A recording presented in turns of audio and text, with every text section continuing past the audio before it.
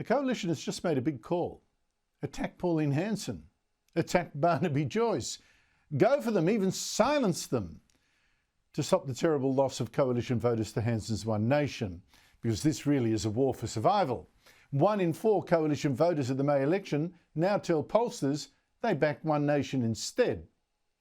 And Joyce, the Nationals MP, former Deputy Prime Minister, is about to join One Nation himself.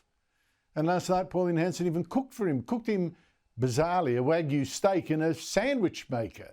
Although Joyce did claim the dinner, filmed for publicity purposes by One Nation, was a delight, even if I think so much salt next to a man of florid complexion is dangerous. It was actually brilliant. The steak was absolutely perfect. I commented on it in all seriousness. I commented on it quite a few times, going, this is bloody spot on. Now that dinner is clearly very much part of a build-up to a big announcement by Joyce, apparently in the next few days, that yes, he's indeed quitting the National Party that he once led to join Hanson's One Nation.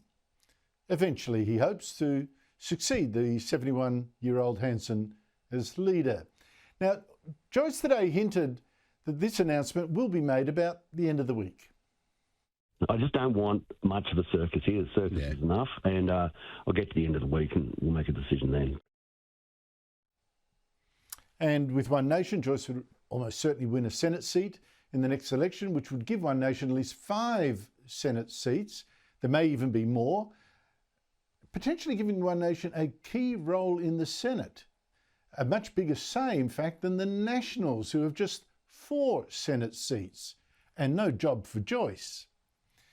Now, with him going, the coalition needed to paint that here is Joyce, he's actually jumping into a circus. He's not jumping from a sinking ship, oh no.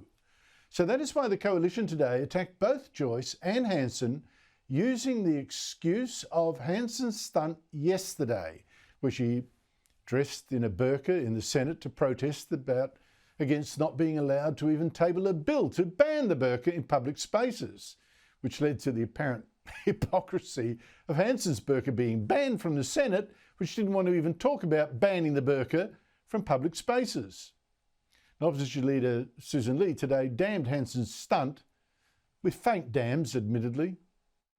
It does go to show how brittle the politics of One Nation are, and cheapening the status and the symbolism of the Senate in such a way is unsupported by the majority of Australians. To bring back a stunt from, I think, 2017, I think the less said about it, the better. But more surprising was how strongly Joyce and Hanson were attacked by Joyce's former Chief of Staff and friend, National Senator Matt Canavan. I mean, come on, Barnaby. Do you really want to go and join the circus? I don't think One Nation is the answer, and I think yesterday demonstrated that. But Canavan can't have missed the fact that his post on X, again attacking Hanson as good at stunts but not at winning votes in Parliament, was followed by pages and pages of comments, even from fans, defending Hanson and saying it's the coalition that has no answers and no fight. Look, it's true that Hanson's burqa stunt was offensive to many people, or, worse for Hanson, a sign of a lack of seriousness. But then again, I suspect many voters would have been just as offended by the pile-on that she's copping, offended by the Senate silencing her today. And not just Labor and the Greens, but the Liberals and the Nationals as well, kicking her out for a week. Talk about the cancel culture. The Senate this afternoon voted to silence the voice of the people who voted for Pauline Hanson. How many of those voters do you think, many of them poor, powerless, feeling marginalised, would have seen this as a symbol of the arrogance of the elites, the bullying these days? Plus, of course, there's the hypocrisy. The Greens can dress in the Senate like Palestinian militants with their Palestinian keffiyehs and their militant fists in the air.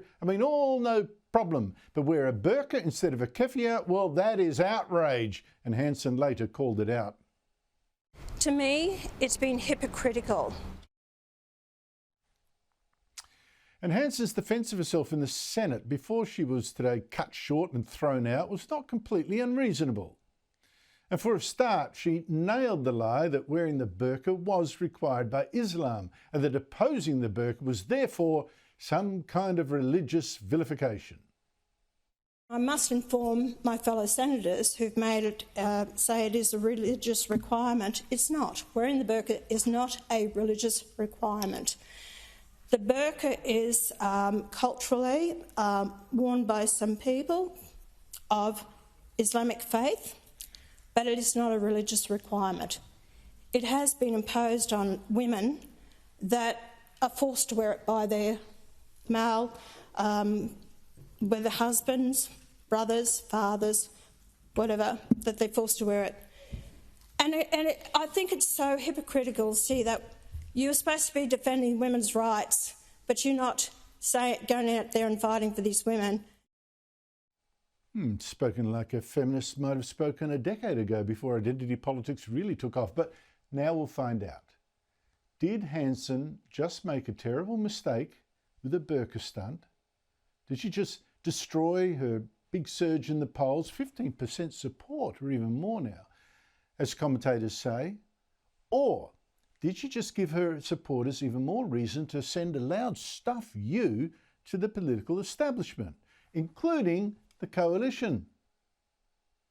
Now, Hanson's critics are right, that she yesterday would have turned off a lot of people, but I think there'd probably mostly be people who were never going to vote for her anyway.